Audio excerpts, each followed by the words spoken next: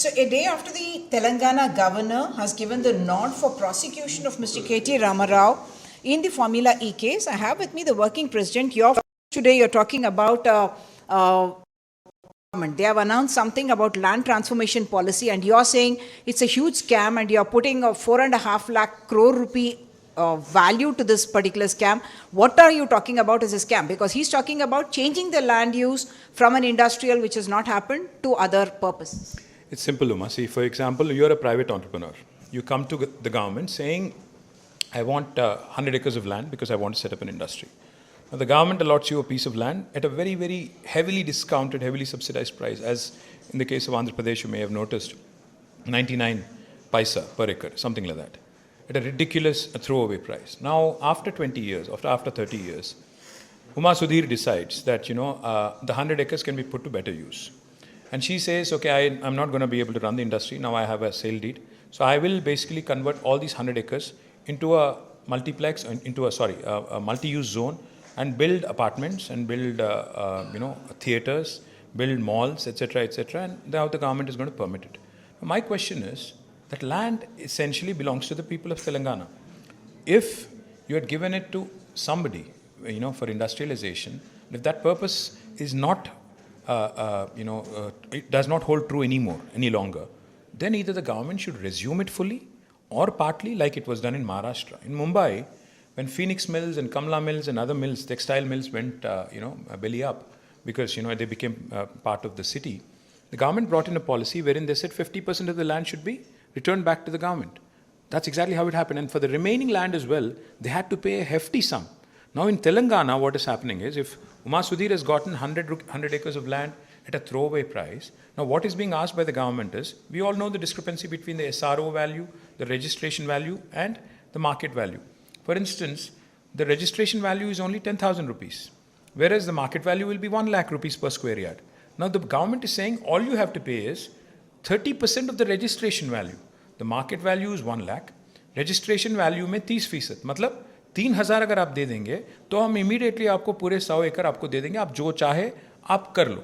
हमारी सवाल यही है. Your problem is not with the government's logic is that, okay, you cannot have industry within the city. There is a pressure on land, like you have been saying, and therefore we are wanting the land conversion to happen. You are saying there's a scam in the manner in which it is being done, the policy that has been brought up. Now, there are two things. One, of course, the policy seems to be tweaked to benefit some, and of course there's going to be a lot of the chief minister's relatives, brothers and others who would be getting these land parcels for development and other activities, etc. That's of course bound to be there. I know it for a fact because... Is that a suspicion that you're putting forward? No, I'm definitely putting forward an allegation, not even a suspicion. I'm saying that is exactly how Revanth Reddy has been operating for the last 1.5 to 2 years. If you see, there is a pattern. 400 acres of HCU land. If you also see not just one but several instances that I can refer to, wherein lands, because he is a man who's got background in real estate, he understands the value of lands in Hyderabad. Let me also add one more thing.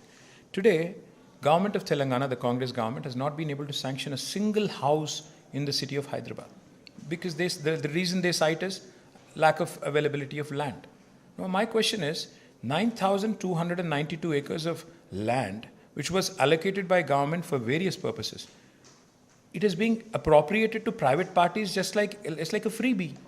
Which is really, if you look at the market value, even if you take 40 crores per acre, it amounts to about 4 lakh crore. If you take 50 crores per acre, it runs into 4.5 lakh crore.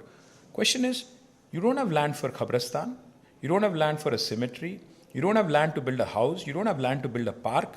Why are you giving away 9,292 acres to select private people who basically are not running industry? The very purpose of allotment has become null and void. So resume it back, or let me also put another, question. If Uma Sudhir can get 3,000, per square yard kind of a price, will she give it back to the government at the same price? No.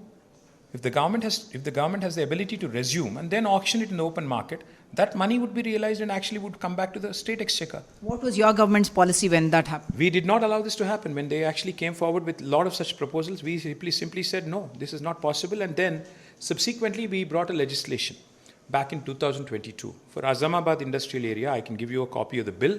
You would see that 100% of the registration value had to be paid if it was in the name of the original allottee.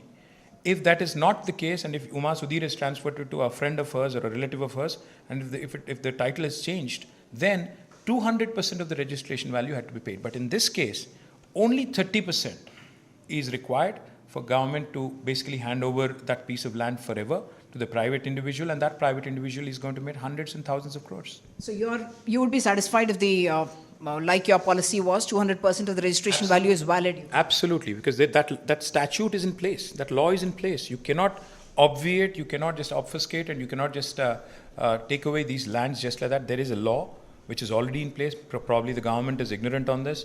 They need to consult the legal department. That law has to be amended. If the value has to be brought down from 200% of SRO to 30% SRO, then it certainly has to be amended. And if without doing that, it becomes a legal bone of contention. So whether it is the Amrut case or this case, or even Kanchagachiboli where you have protested, are you initiating any legal action? I'm saying you are asking for this to be reversed. Problem.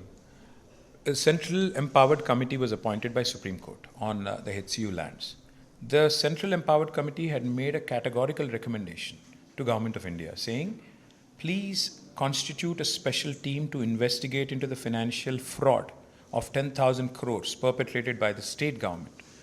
I wonder why the union government is not responding. That's why I keep saying both the state and central government, BJP and Congress, are running a joint venture government in Telangana. Unfortunately, in today's situation where both union and state government are colluding and collaborating, both parties are colluding, we don't have much of a say other than to go to people and sensitize them.